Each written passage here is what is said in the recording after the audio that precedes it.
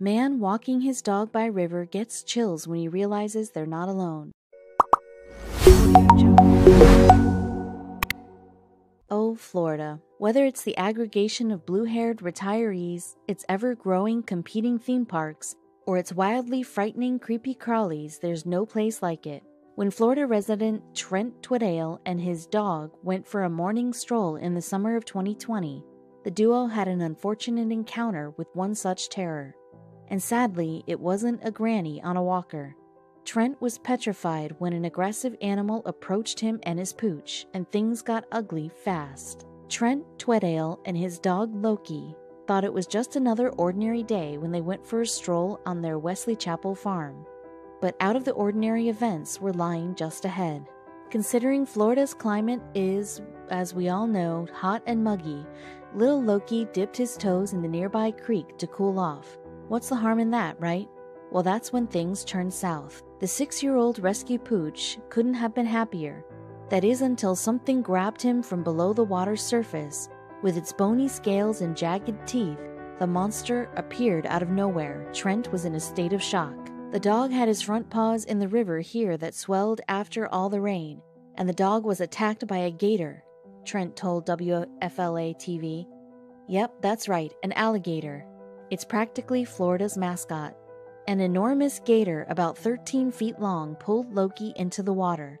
The former Army Staff Sergeant didn't hesitate and snatched the dog's collar. The little brown and white pup, with a black spot over his left eye, was Trent's pride and joy, who he'd do anything to save. I grabbed the dog's collar to try to pull him back, and I ended up in a tug-of-war match with this gator, and the gator was not letting go, he said.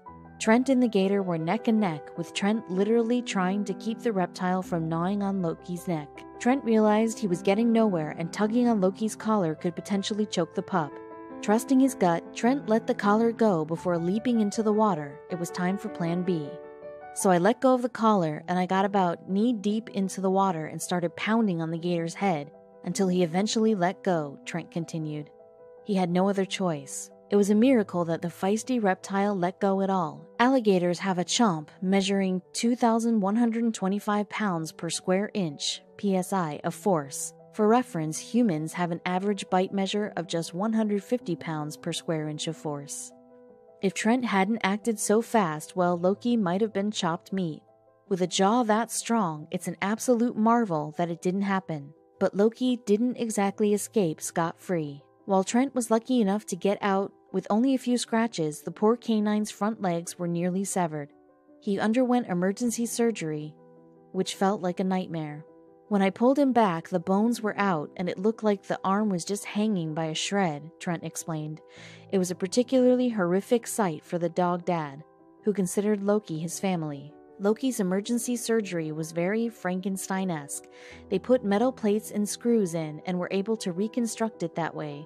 We're hoping that he can regain full use of his paws after this, Trent said. The catastrophe, as you could imagine, affected Trent deeply. While you can look at it as simply nature's way, predator versus prey, the hierarchy of the food chain, that wasn't enough for Trent. He was angry. Trent made it his mission to catch the gator in question. He wouldn't rest until he captured Loki's reptilian attacker, even setting a gator trap in the swampy area where the incident occurred. Still, he needed help.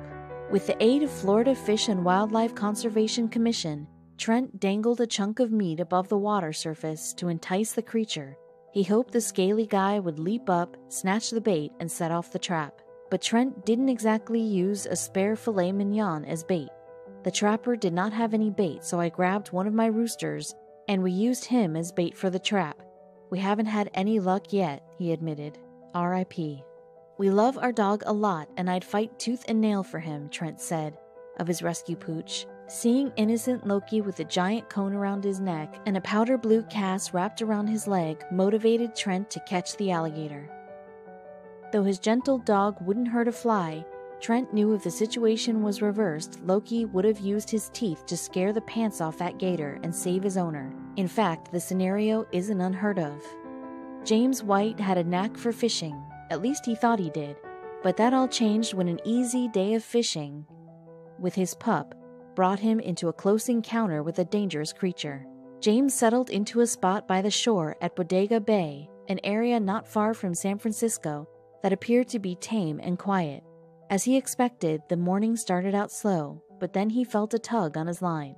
Grasping his fishing rod firmly in his hand, James felt that long-awaited pull, but strangely it was more aggressive than usual. It was so vigorous, in fact, that the burly fisherman struggled to reel in the catch. White told NBC Bay Area that this went on for a staggering 10 minutes. "The only way I think I was able to get the line back is because it was swimming towards me," James said of the encounter. While James pulled with all his might, he caught a glimpse of the aquatic creature as it got closer to the shallows. Still yanking on his sturdy fishing rod, the wire taut, James' eyes widened with utter shock. The fisherman was hauling in a 6-foot-long, 7-gill shark. Cue the Jaws music. Clearly not having been in the best headspace, James tried removing the hook from the shark's mouth. It didn't go well. Reacting impulsively to James's approach, the predator immediately sunk his teeth into James's bare, vulnerable ankle. The water soon turned a crimson hue, and James was beyond scared. He could tell the shark had done serious damage. See, the teeth in their 7-gill shark upper jaws are sharp and jagged, which they use to hold on to prey. No doubt James felt a good number of them sinking into his leg and refusing to let go. "The first bite punctured an artery," he told NBC Bay Area. The pressure was intense. In that moment, a panicked James desperately cried out for help, hoping a nearby fisherman would come to his rescue. No person heard him. However, James White was the owner of a then 1-year-old, 100-pound pit bull named Darby. The dog loves James very much, and he'd do anything to protect him, even if that means facing off against a giant ocean predator. And while James was gone fishing, the silver and white doggo was left to relax in the nearby car. Darby hung out of the windows and contently watched from afar until he heard a distressed James yell for help. He sprang into action. Once he reached James and the shark, Darby's initial instinct was to bite the shark's gills. That only made the enormous toothy fish angrier. As it gnawed deeper into James's damaged ankle, his blood continued to flood the water. When James realized Darby's well-intended interference was only making things worse, he scolded him, having told him to back off. This didn't stop the pooch, though. As he knew his beloved James was in trouble, Darby had a plan B. Darby repositioned and grabbed it by the tail. He literally ran up the hill with it and pulled it off my leg. The traumatized California resident explained to NBC Bay Area. James then flung the shark back into the Pacific. After the incident, James felt closer to sweet Darby, who fully embraced the heavy title of man's best friend. James told reporters, "He's been a part of my family from day one, just now a little more." However, the public's reaction was a bit more complicated than he expected. He absolutely could have been a lot worse, especially considering 7-gill sharks can weigh up to 230 pounds and reach roughly 10 feet in length. James was lucky. Too lucky, in fact, if you ask people who heard this story. Because while James could barely believe the insanity that just occurred, neither could anyone else. No, really, people were suspicious of James' extraordinary tale of shark versus dog. The whole thing sounded fishy. The first time I told somebody this, they were like, "You're out of your mind, there's no way that happened." James White said of his friend's literal disbelief. When James showed off his gnarly battle scars and photographic evidence, however, said friend was stunned. We're sure the shark attack survivor wore a proud smirk following his pal's shocked expression. James's bond with Darby is forever solidified. Thanks to the mighty pit bull hero, James White still has 2 legs. After all, encounters with deadly sea predators are nothing short of pure terror. Though James's experience was that of a real-life Jaws, the shark he encountered barely compares to the ghastly monsters that once lurked the eerie deep blue sea. Gone are the days of mega sharks, but you can still find traces of their terrifying existence in the present day. In 2015, a man named Denny Bland had been walking along the sand of North Topsail Beach, a popular surfing location along the coast of North Carolina. It was there that an odd object in the sand caught his eye. The object seemed, in some ways, like a piece of driftwood. Striations ran vertically down a dulled tip, and the object's black base looked almost rotted. but Denny quickly realized that it wasn't driftwood at all.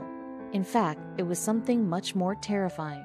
Just like Denny, our ancestors from centuries ago discovered similar objects, which they boldly declared petrified dragon tongues. Indisputable evidence of a terrible monster, of course.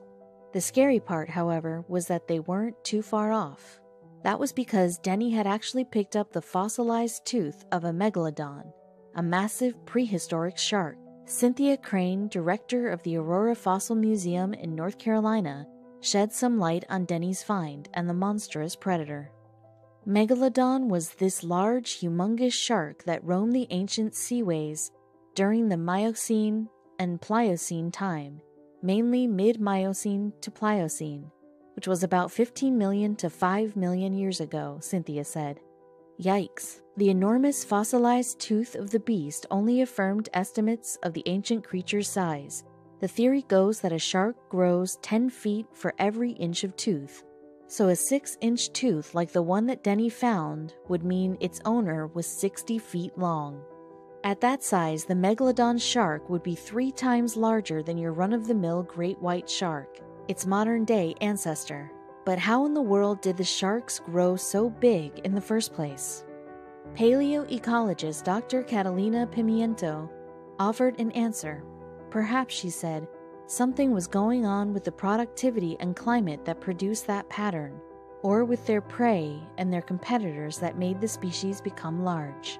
After unearthing evidence of the shark, Denny was ecstatic. I couldn't get $1 million and be any happier, he said.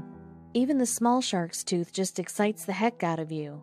I felt like I was a lottery winner, but he wasn't the only one who felt that way. In fact, according to a photographer for the Surf City Gazette, 1 or 2 Megalodon teeth typically washed up on the beach each year. One man from West Virginia would have been happy to hear that.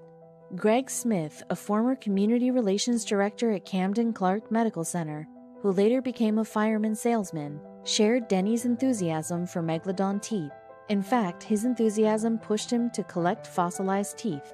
I was trying to think of something that was good for Grandpa and grandson, Greg said, and in his research he learned about the Megalodon shark and all its massive teeth, so he dispatched his grandson to research them.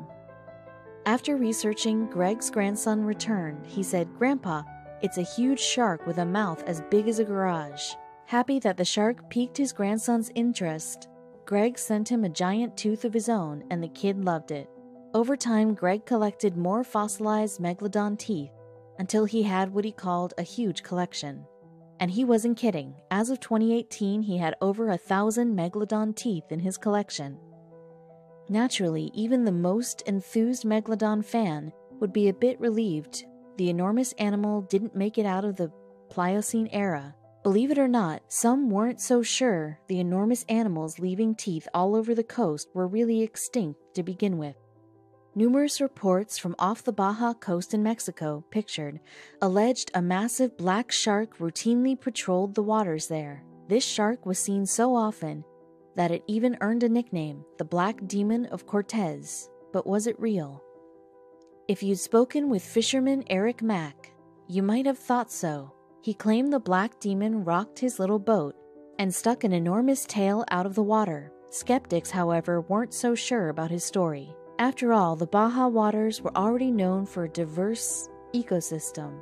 Eric and others could have just seen a big old whale shark, even, quite possibly, just a really big great white shark with skin defects. Could they ever know for sure? Until the reports could be confirmed, collectors like Greg and Denny would keep legends like the Black Demon of Cortez alive. As people collect and find Megalodon teeth along the shore, we'll never forget the unbelievable creature that we once shared a planet with. Whether the Megalodon still patrols the Earth's depths or it's extinct for good, it's crazy that something so rare can just wash up onto a public beach.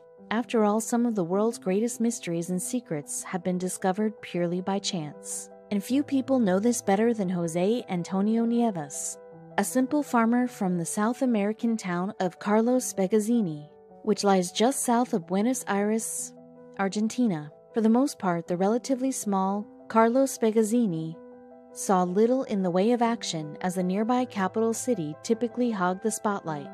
That is, until Jose went out walking one Christmas morning. It was December of 2015 when Jose took a stroll on his property, looking for a bit of fresh air and exercise. He never expected to find anything that would change our understanding of history. Regardless, what he found might just have done so. Jose was walking the river that cut through his property along with his dog when something caught his eye, partially buried and caked in mud.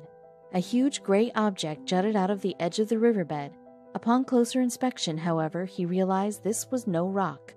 The boulder looked scaly, like the skin of a snake, and at one end was a hole formed by a caved-in portion of the surface. Being a wise man, Jose knew this was something far more significant than he had previously thought. Hardly able to contain his excitement, he rushed home to tell his family about what he'd found. "Hey, I just found an egg that looks like it came from a dinosaur," he exclaimed to his confused family. "We thought it was a joke," his wife Reina said in an interview, "but was it really an egg?" When Jose found the egg, it was so caked in mud that he couldn't get an idea of just how large it was. Once he dug away the surface grime, though, he realized just how big an object he was dealing with. In all, it was over 3 feet wide. Jose tried lifting the egg out of the shallow water, only to find that it was too heavy. So heavy, in fact, that he couldn't carry it alone. That made him once again reevaluate what he was dealing with. No egg could be that heavy, so what could it be? As Jose and his family spread the word about this enormous object, rumors swirled as to its origins and nature. Could it be some kind of alien egg, or perhaps a vessel left behind on an alien expedition of Earth? Experts had other ideas. With so many competing theories as to what exactly they were dealing with, Jose called in the authorities, who got to work evaluating the discovery. Likely, they said, it was an armored shell. To what, though? To find the answer, they had to look back in time. That's where the Glyptodon, an ancient creature that resembled an enormous armadillo, came into play. Over 15,000 years ago, these herbivores roamed all over South America. Now, Jose had discovered the remarkably well-preserved remains of one. Jose's Glyptodon was not a loner in Argentina. In fact, archaeologists have discovered similar fossils scattered all over the country. Still, the high-quality preservation Jose found was raising some eyebrows. Skeptics wondered why the shell was right side up. Wouldn't these two heavy creatures likely have died on their backs or sides? And how did it spend thousands of years buried beneath the surface while suffering so few blemishes? After further studies, researchers determined the shell was, in fact, legitimate. Thanks to the mud, the shell was preserved for centuries. Still, something left researchers puzzled, an additional hole beyond those for the head and tail.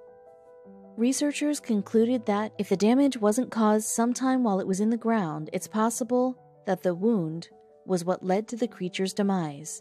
Whatever caused that injury must have been pretty sizable itself. While cousins of the Glyptodon have been found throughout South America, none have been as well preserved as the one Jose found in his yard. To think that it was lying there all of those years.